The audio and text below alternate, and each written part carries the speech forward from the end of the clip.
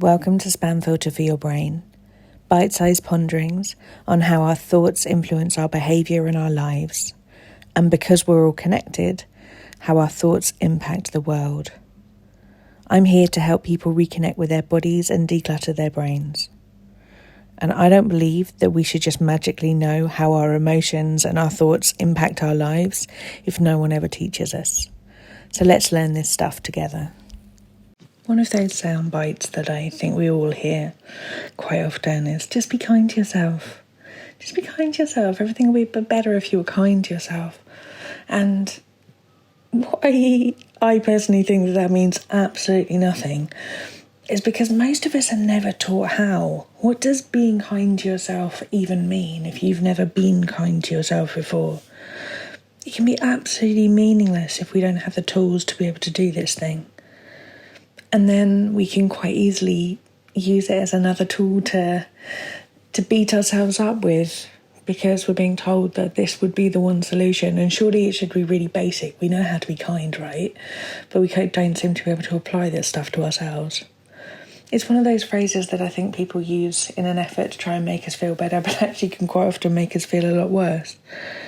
Because when we have a habit of trying to tell ourselves that we should be being kind to ourselves whilst also receiving the socialised messaging that we should definitely put ourselves last or we'll be rejected or we're unkind, selfish people.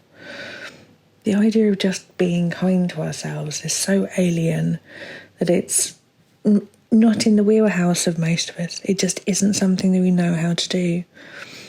And because it is something that we don't know how to do, it's something that we end up criticising ourselves for more. It doesn't feel safe.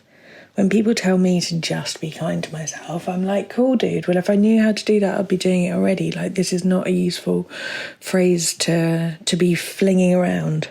Maybe I'm on my own on this. I just don't find it a useful thing for people to say. It's not a practical, kind solution. What I feel it often is like, here, let me throw a trite soundbite at you and then I can stop feeling uncomfortable that you feel uncomfortable. And I'm here to tell you that self-kindness is not something that most of us are taught, but it is a skill that we can build like any other muscle. And one of the ways to do that is to just kind of think about what kindness means to you.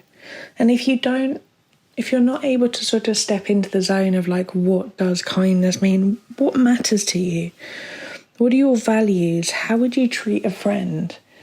These kind of things are questions that we can come home to in terms of how we would like to speak to somebody that we care about, or frankly, quite often, how we'd like anybody else to be treated.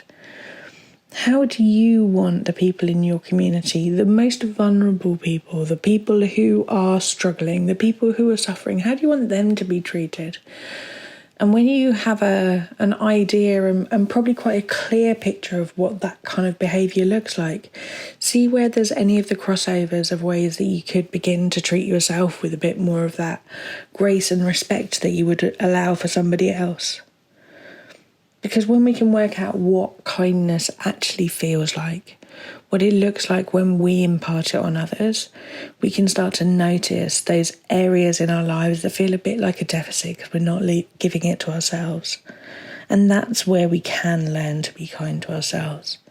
But it's a practice. It is something that you learn, and it is something that the more you repeat, the more it becomes easier to access. So although that I know it is often very good-hearted that other people may throw this suggestion around to you, my suggestion is that being kind to yourself is something that you might want to begin rather than something that you should be doing already. And it's something that you might want to try and make into part of a daily, weekly, monthly practice, and something that you can just rehearse a little bit. Because each time you do it, it's going to become a little bit more familiar and a little bit more like you.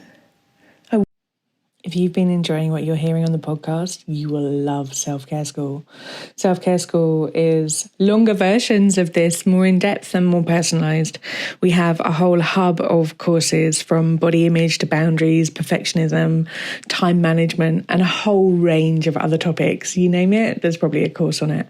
But most importantly, we also have a weekly group coaching call where you get to apply this stuff to your everyday life and get support to try and untangle your own story from some of the emotions that you might not be enjoying in your life. If you would like to learn how to apply this work to your specific situation and to be building a life of your dreams, I would love to see you inside. Do pop over to selfcareschool.co.uk.